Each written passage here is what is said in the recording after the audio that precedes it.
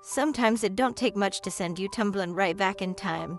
Just the smell of fresh apple pie drifting through the kitchen window this morning, Lord have mercy. It was like I was a little girl all over again, standing barefoot on the back porch, waiting for Mama to call us in for supper. Funny, isn't it? How a simple smell can stir up a whole lifetime of memories.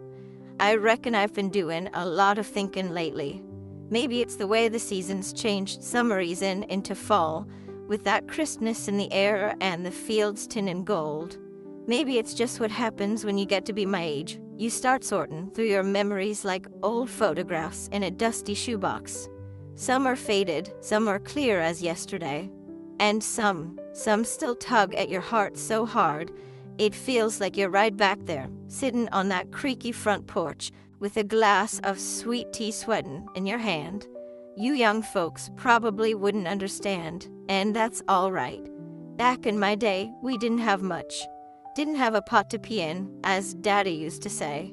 But land sakes alive, we sure had each other. We made do with what we had. And somehow, looking back now, I reckon we were richer than we ever knew.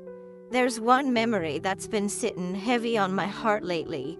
It's funny how some things just stick with you, no matter how many years go by.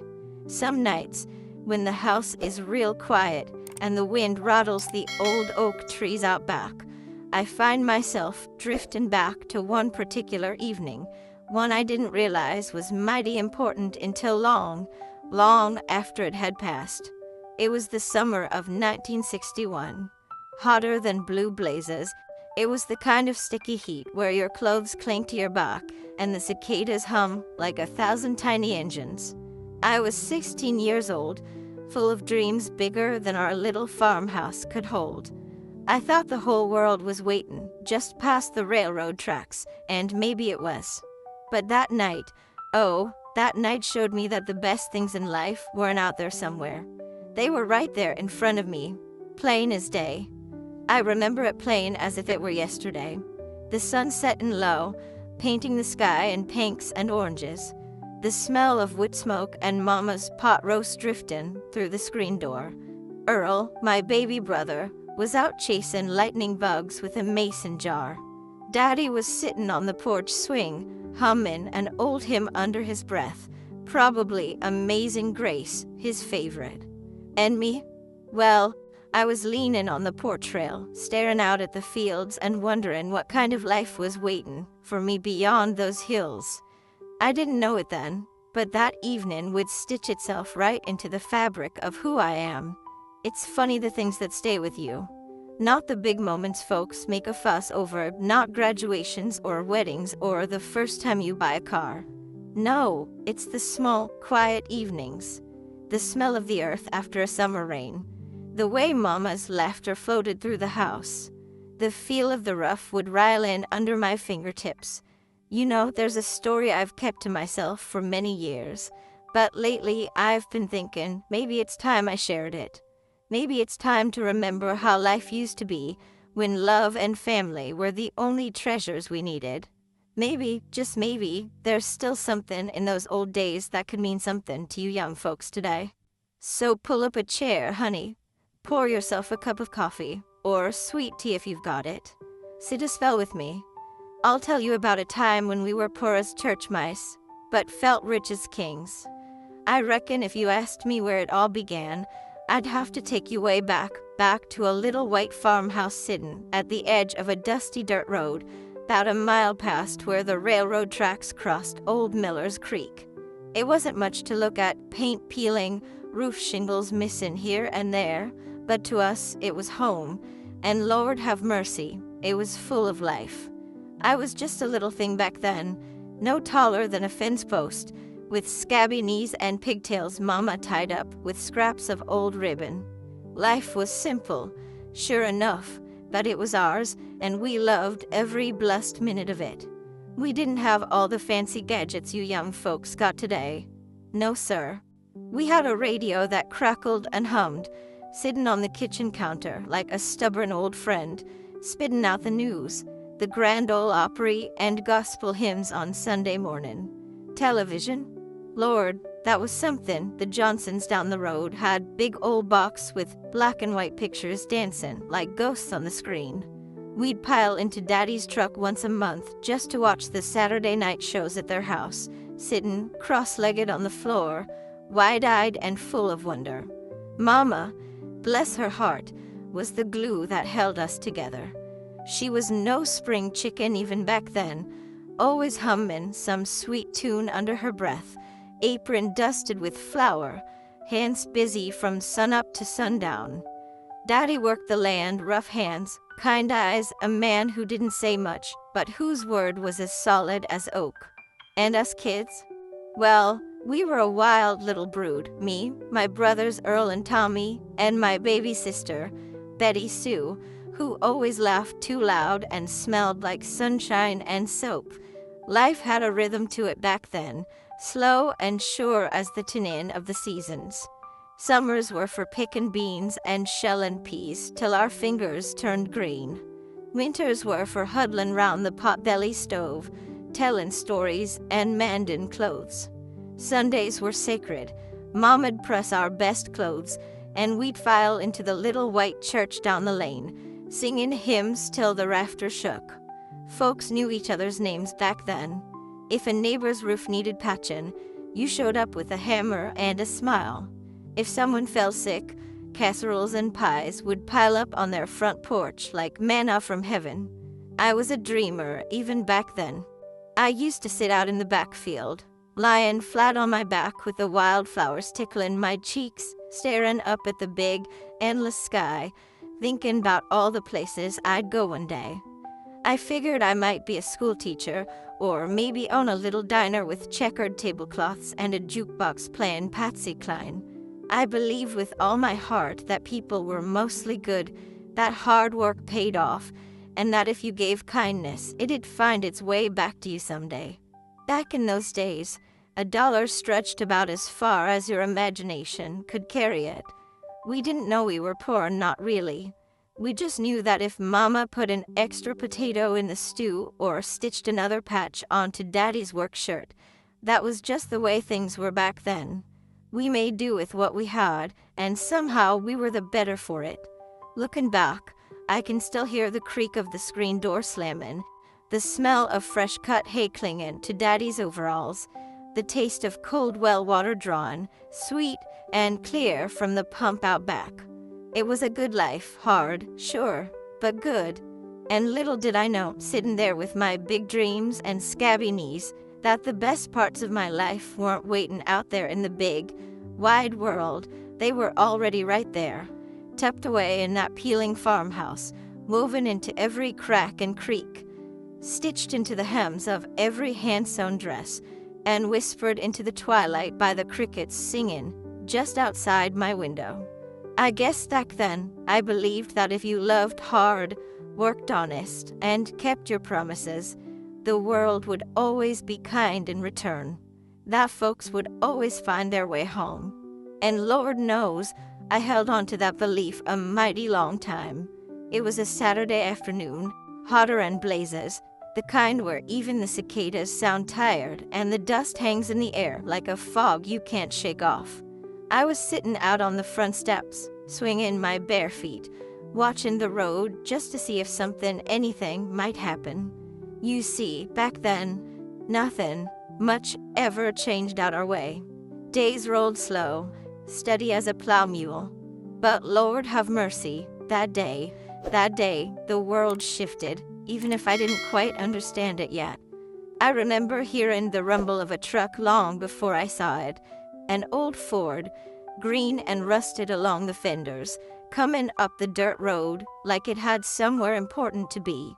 And sitting behind the wheel was a boy I didn't recognize, a stranger, lean and tan, with a shock of dark hair fallen into his eyes. He had the kind of easy grin that could make you forget your own name if you weren't careful. I'll tell you what, my heart did a little hop skip right there in my chest, like a stone skipping across Miller's Creek. Mama came out, wiping her hands on her apron, and hollered, "Martha Jean, don't sit there gawking. Help me shell these peas." But I could hardly move. I just sat there, mouth halfway open, staring like a fool. The boy slowed the truck as he passed, tipped his hat polite-like, and gave me a smile so warm it about melted the butter on the cornbread. Turns out, he was kin to the Johnson's cousin from 2 towns over, come to help Am with the harvest. His name was Charlie Walker, and he was 17, just a year older than me.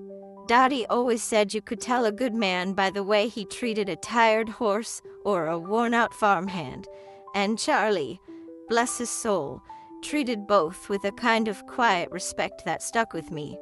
I couldn't explain it then, heck, I ain't sure I can explain it now, but something in me stirred that day, like the first warm breeze after a long, hard winter. I felt it down in my bones, a kind of knowing that this boy wasn't just passing through like the rest of the summer. No, sir, he was gonna matter. The first time we properly spoke was at the church picnic the very next Sunday.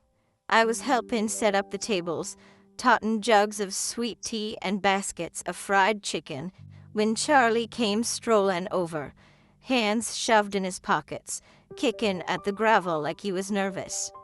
He offered to help, said he didn't much know his way around just yet, and Lord help me, I couldn't get the words out fast enough. Sure, I mumbled, feeling my face turn hotter than a stovetop.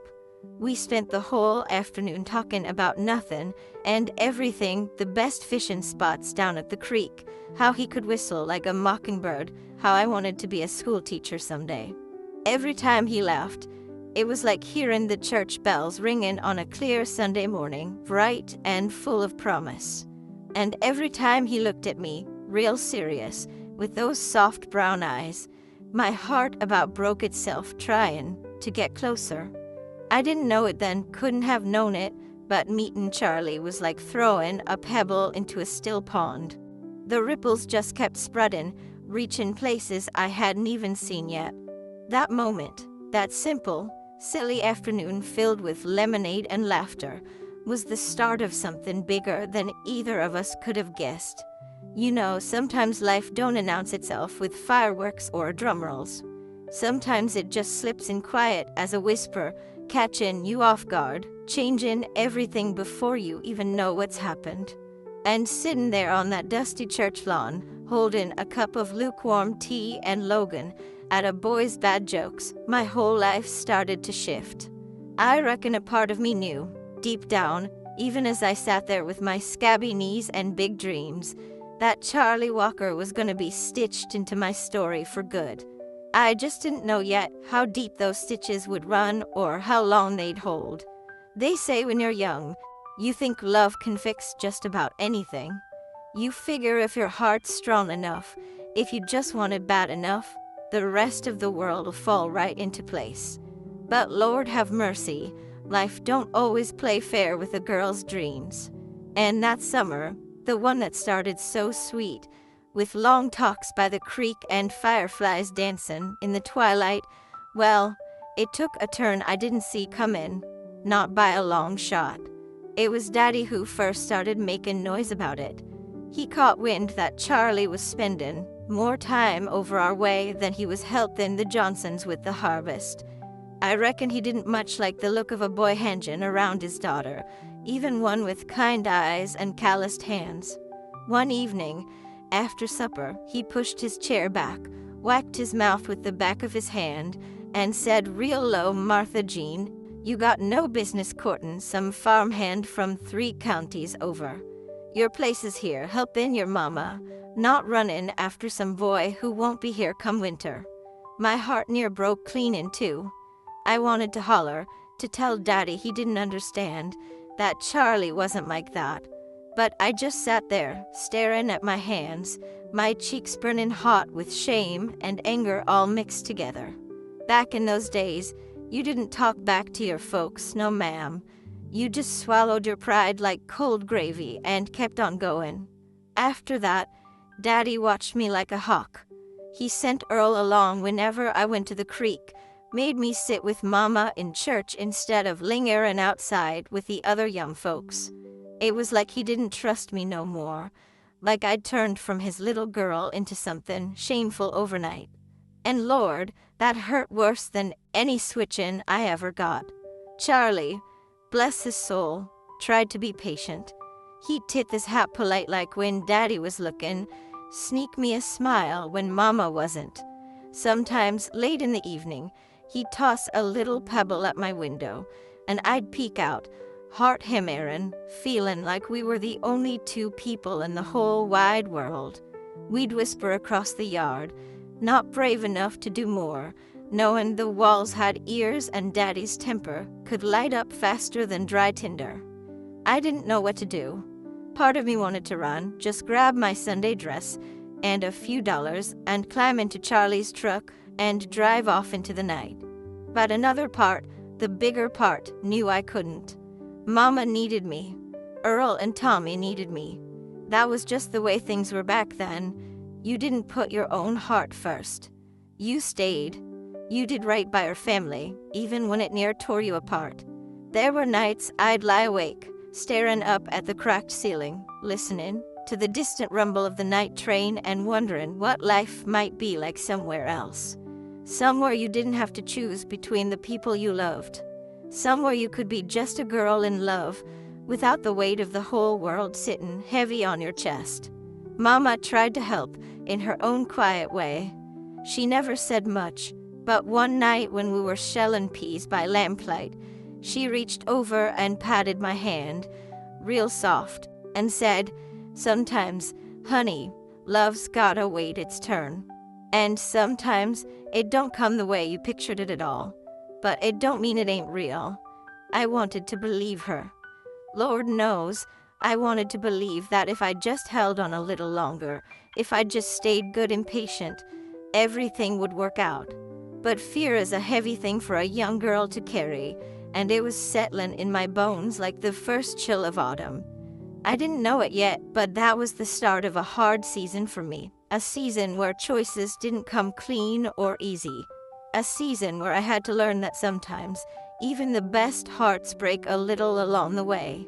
And no matter how much sweet tea or prayer you pour over a thing, some kinds of hurt just have to be lived through. Funny how a single moment can split your life clean in two, before and after, like a lightning bolt striking a tree right down the middle. And Lord have mercy, I remember that moment like it was stitched into my very soul. Even now, if I close my eyes, I can still feel the air going thick, the world holding its breath. I can still hear the old clock on the mantel, ticking slower and slower till it just stopped. It was late September, and the harvest was almost in. The days were shorter, the evenings cooler, and there was that smell of damp earth hanging in the air, the way it always did when the season was about to turn.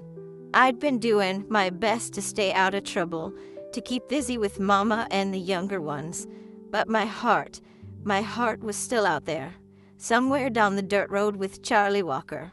That night, we were all sitting at supper, Mama, Daddy, Earl, Tommy, Betty Sue, and me, when there came a knock at the door. We didn't get visitors much after dark, and right away, I felt something twist deep in my gut. Daddy went to the door, slow and wary, and there stood Mr. Johnson, his hat clutched tight in his hands, his face pale under the porch light. "Evening, Robert," he said, voice low. "I'm afraid I got some bad news." Mama dropped her fork. The sound of it hitting her plate felt louder than a church bell in that quiet little kitchen. "Charlie." Mr. Johnson swallowed hard, like the words didn't want to come out. Charlie was riding back from town. Truck slid on that wet bridge over Miller's Creek. "He's gone, Robert. I'm real sorry. Gone." That word just hung there in the air, heavy and mean. I didn't understand it, not at first. I remember looking at Daddy, looking at Mama, waiting for somebody to laugh and say it was all some awful mistake. But no one moved. No one said a blessed thing. My chest squeezed so tight, I thought surely my heart would just quit right there. The room spun, the walls closing in, and all I could think was no. Not Charlie. Not him. Not like this. I stumbled out the door before anybody could stop me, running barefoot across the yard, the gravel cutting into my feet. I ran past the fields, past the old oak tree, down to Miller's Creek, where we used to sit and skip stones and talk about all the places we'd go. The water was running high from the rain, rushing and roaring, just like my heart. I sat down hard in the mud, fists pounding the earth, tears streaming down my face, so fierce I could hardly breathe. I wasn't thinking about Mama or Daddy or what was expected of me. I wasn't thinking about nothing but the great, awful hole that had just opened up inside me, a hole so deep I thought I might fall in and never climb back out. For the first time in my life, I was angry, bone-deep angry. Angry at the road, at the rain, at God himself. How could he take Charlie? How could he tear away the one bright, beautiful thing that had made me believe there was something better waiting beyond the fields and the laundry lines and the worn kitchen floors? I stayed down there by the creek till the sky turned from black to gray, the air chilling my wet clothes to my skin. I didn't want to go back. Didn't want to face the world without Charlie in it. When I finally stumbled home, the house was dark and still. Mama had left the porch light on just like she always did. Bless her, and sitting there on the steps was Daddy, his elbows on his knees, staring out at nothing. He didn't say a word when I climbed up beside him, just reached out, rough hand covering mine, and sat there with me while the sun crept up over the hills. That night changed me, stripped something right out of me, like the bark peeled off a tree by a hard winter storm. I learned that life don't promise you fairness, that love don't always win, and sometimes, no matter how much you pray, no matter how good you are, the worst thing still comes knocking. I reckon that's the first time I truly understood what it meant to carry grief, how it settles into your bones, quiet and cold, and makes a home there. And Lord, it changes you. It surely does. After that night, the world just quieted. It didn't stop. Crops still needed harvesting, cows still needed milking, babies still cried in the middle of the night, but somehow everything moved slower, like wading through molasses. It was like a heavy quilt had been thrown over our little farm, muffling all the sounds, all the colors, all the Logan that used to dance through the windows with the morning light. I went through the motions. I got up before the sun, tied my hair back, fed the chickens, hauled the water, strung the laundry up on the line till my fingers were raw and cracked from the cold. Folks around me acted like nothing much had changed. Mama hummed a little quieter while she cooked. Daddy's steps got heavier somehow. Betty Sue still chased after butterflies, but even her giggles didn't carry the same. Maybe it was me that changed. Maybe it was the whole world. Hard to tell. At church, folks would give me those looks, the ones full of pity and too many words left unsaid. I'd sit stiff and proper on the hard wooden pew, staring straight ahead, not singing, not praying, just existing. It felt wrong to lift my voice in hymns about hope and light when there was nothing but ashes in my chest. I reckon the good Lord must have understood. I hope he did, 'cause I surely didn't have it in me to smile polite and say, "I'm doing just fine," like Mama taught me. Nights were the hardest. Long, empty stretches of dark where all you could hear was the creak of the old house settling, the low whistle of the wind through the eaves. I'd lie there in my little bed, staring up at the cracked ceiling, listening for sounds that weren't ever gonna come again. The soft crunch of truck tires on gravel, the whistle Charlie used to give when he was near, the low rumble of his laugh drifting through the window. You know, folks talk about grief like it's a sharp thing, like a knife wound, but that's only at first. After a while, grief turns dull, heavy. It don't stop, it settles. It becomes part of you, like an old injury that aches when the rain sets in. And Lord knows, there were days I didn't recognize the girl I saw in the mirror anymore. her eyes too serious, her mouth a line drawn tight. The child who dreamed under the stars, who believed kindness could fix anything, she was gone, swept away with the summer rains. There wasn't any grand moment of healing, no sudden burst of light and feeling whole again. That ain't how life works, no matter what stories folks like to tell. It was slow. It was getting out of bed even when the world felt too heavy. It was setting the table for supper and not crying when I laid one last plate down. It was finning small things to hang on to, the feel of Betty Sue's hand in mine, the sweet smell of Mama's biscuits rising in the oven, the way the first frost painted the field silver and new. I reckon my faith took a beating too, not just in God, though we surely had some words, him and me, but in life itself. In the idea that good things come if you just work hard and pray harder. I learned that bad things happen to good folks, no rhyme or reason. That sometimes love don't win the day. And I reckon, in its own hard way, that knowledge made me stronger, or at least, made me tougher. I wasn't the same after Charlie. Couldn't be. There's some hurts you don't walk away from, you just learn to carry, and different. I stopped dreaming about big cities and checkered diners. I stopped thinking the world owed me something sweet just 'cause I was kind. I stopped waiting for someone to come along and save me. I reckon that's when I truly grew up. Life's a funny thing, you know.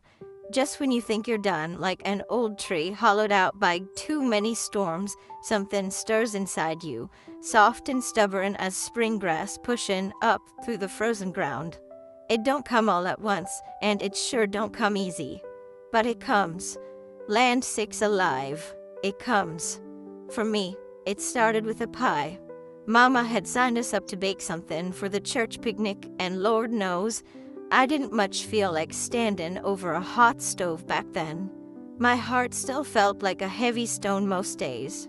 But Mama, she had that look, the one that said she wasn't talking no for an answer, so I tied on an apron and set to work. It was just an apple pie. Nothing fancy. Mama's old recipe, the one where you cut the butter into the flour with your fingers and sprinkle cinnamon heavy on the apples, till your whole kitchen smells like heaven itself. I remember standing there, my hands deep in that dough, and for the first time in a long while, I wasn't thinking about what I'd lost. I was just there in the warm kitchen with the sun slanting across the worn floorboards and Betty Sue singing off-key in the next room.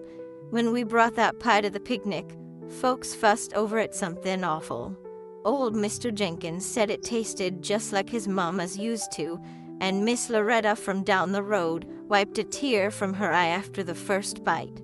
I sat there on that scratchy church lawn, watching the kids run around with their bare feet dirty and their faces sticky with lemonade, and for the first time in months, I felt something loosen in my chest. It wasn't joy, not yet. Maybe it was just peace. A soft, small peace, like a hand you didn't know you were reaching for sliding into yours. After that, little by little, I started finding ways to come back to the world. Helping Mama sew quilts for the winter, walking Betty Sue to school and listening to her chatter about nothing, staying late after church to help stack the hymnals, even if my hands still trembled sometimes when I heard the old songs. One afternoon, Mrs. Abernathy, who taught the little ones at the Sunday school, asked if I'd come help her with her class. Said she needed an extra pair of hands, what with all the new babies running around. I almost said no, the old fear rising up like a bad penny, but then I saw the way her face lit up just a skin, like she really thought I could do some good. So I said yes. And land sakes, those young uns about wore me out, climbing all over me like a pack of puppies. But I'll tell you what, there's something about a little hand slipping into yours, trusting you completely, that can stitch up a broken heart faster than any sermon or prayer. Their laughter, loud and reckless and full of life, was like a balm I didn't even know I needed. I started dreaming again in tiny ways, not about big cities or grand adventures. No, this time it was smaller, sweeter dreams, teaching my little sister how to read better, pecan pies that tasted like home, maybe even one day teaching a classroom full of bright-eyed kids their letters and numbers. I reckon loss never leaves you. Not really. It just makes room for something new to grow up around it, like ivy climbing an old fence. And maybe, just maybe, that's what makes it beautiful in the end. Not that we forget, but that we learn how to carry it with grace. That fall, as the leaves turned to gold and the mornings grew crisp enough to see your breath, I realized something. I wasn't that broken girl sitting by the creek anymore, beat down by a world too big and too cruel. I was something tougher, something kinder. And Lord help me, I was still here. It didn't happen all at once, no sir. Healing never does. It comes like a slow rain after a dry spell, soft at first, almost too light to notice, until one day you look up and realize the dust's been washed clean. And that's how it was for me. One morning, I woke up and the heavy ache I'd been carrying in my chest had dulled down to a soft, bearable thrum. Not gone, mind you. I reckon it'll always be there, tucked away in some quiet corner of my heart, but different. Softer, livable. I remember it clear as yesterday. It was a bright autumn day, with the trees all lit up like they were on fire, gold and red and orange stretching out as far as the eye could see. Mama had sent me out to the old shed behind the barn to fetch a box of canning jars, and when I got to digging through all the junk we'd piled up over the years, I found it. Charlie's old bandana. It was just sitting there, folded up neat in a rusted coffee tin, smelling faintly of dust and time. My knees gave out right there in the dirt, and I sat holding that scrap of cloth like it was a piece of my own soul. I cried, Lord help me. I cried till my throat ached and my chest burned. All that sorrow, all that hurt I'd kept bottled up like lightning in a jar, just poured out of me, wild and unpretty. And when the tears finally stopped, when there was nothing left but the sound of the wind rattling the tin roof, I knew it was time. Time to let go, not of the memories, no, never that, but of the heaviness. The blame, the what-ifs and should-have-beens that had been gnawing at my insides all that time. I stood up, wiped the dirt and tears from my face, and carried that bandana down to Miller's Creek. The same creek where Charlie and I used to skip stones and dream about a future that never got its chance. The water was running fast and clear, glittering in the sunlight, and the trees whispered overhead like they were rooting for me. I knelt down, kissed that old cloth one last time, and let it go. Watched it float downstream, tumbling and spinning, till it disappeared round the bend. I whispered a goodbye I should have said long ago. And then, Lord have mercy, I stood up and walked away. That was the day I chose to live. Really live. Not just go through the motions, not just survive. I chose to carry my love for Charlie not like a wound, but like a lantern, something that could light my path instead of weighing me down. I reckon I made a promise to myself right then and there that I'd make something good out of the life I'd been given, even if it didn't look the way I once dreamed it would, that I'd open my heart again, even if it meant risking another break, that I'd find joy in small things, in daily blessings, a pie bikini in the oven, a good laugh shared over coffee, a child's sticky hand wrapped round mine. And I tell you what, I never looked back with bitterness. Oh, the hurt's still there if I poke at it too hard, sure enough. But it ain't my master anymore. It's just a part of my story, like a chapter worn thin from rereading. I chose to live, without anger, without regret, without letting the past chain me to what could have been. And I reckon that's the bravest thing I ever did. Funny thing about getting older, you start seeing the whole tapestry of your life a little clearer. All them threads you once thought were mistakes or dead ends, now you see 'em for what they really are. Stitch by stitch, joy and heartbreak, laughter and sorrow all weaving together into something stronger than you ever thought you could be.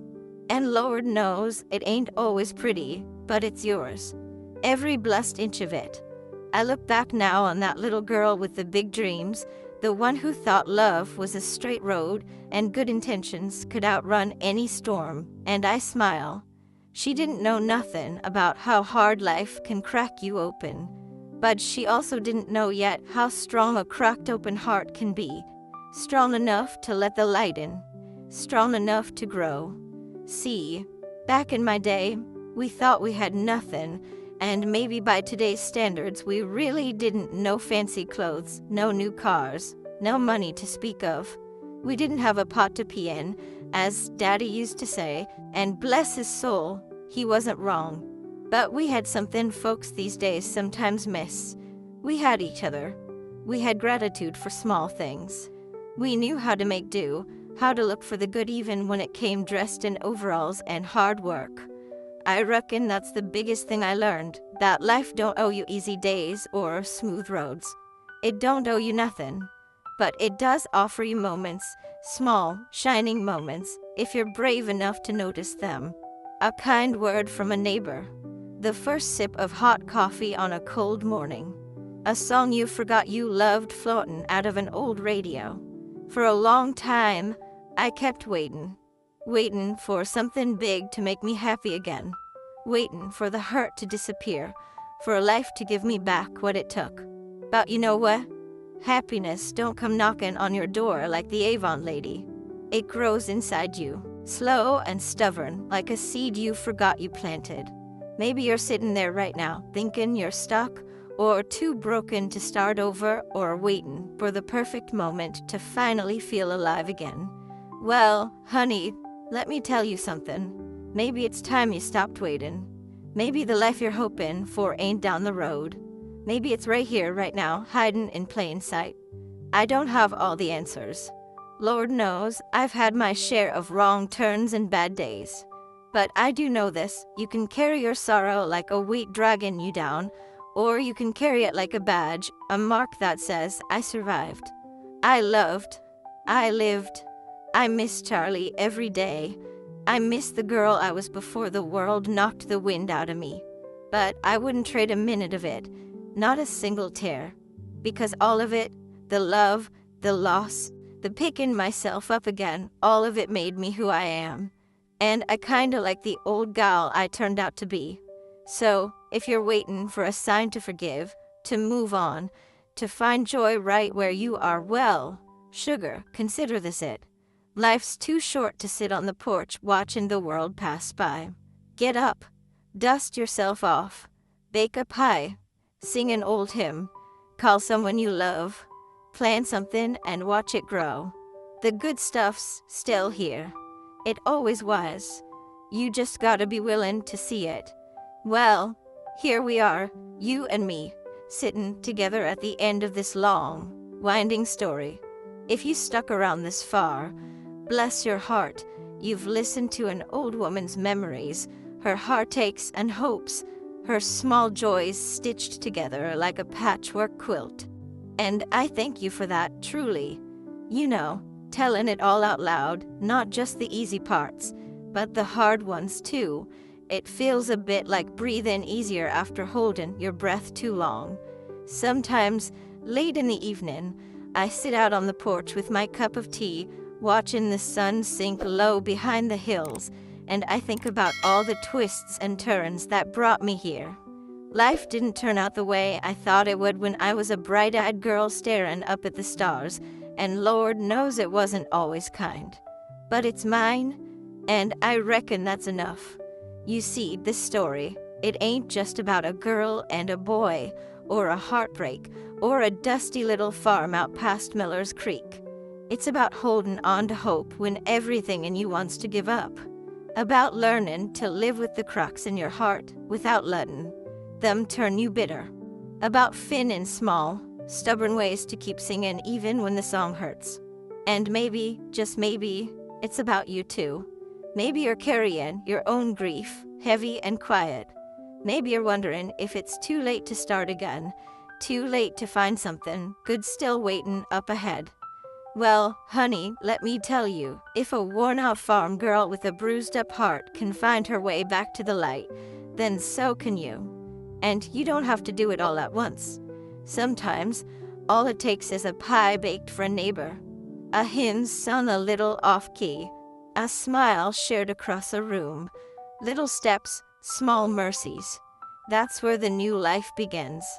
I wonder sometimes, sitting out here with the cicadas humming and the night rolling in gentle as a prayer, if Charlie's out there somewhere, smiling at the fool girl I was and the stubborn old woman I became. Maybe love never really goes away. Maybe it just changes shape, like the river bending round a hill, always moving, always finding a new way forward. And sometimes I like to think that when the wind catches just right, when the stars shimmer a little brighter, he remembers too. So now I'll ask you, sweet thing, what do you believe? Do you think real love has to come back to us? Or is it enough just to have had it all? Maybe that's the question we all carry deep down. Maybe that's what keeps us planting gardens and singing songs and telling old stories on warm nights when the world feels small and safe again. You don't have to have all the answers. Lord knows I don't. But I hope, wherever you are, whatever road you're walking, you'll remember this. The best parts of life aren't perfect, and they sure as shootin' aren't painless. But they're real, and they're worth every step, every tear, every ounce of love you dare to give. So hold on tight, sugar. Hold on with both hands. And maybe, just maybe, when the time's right, the wind will whisper something back to you too.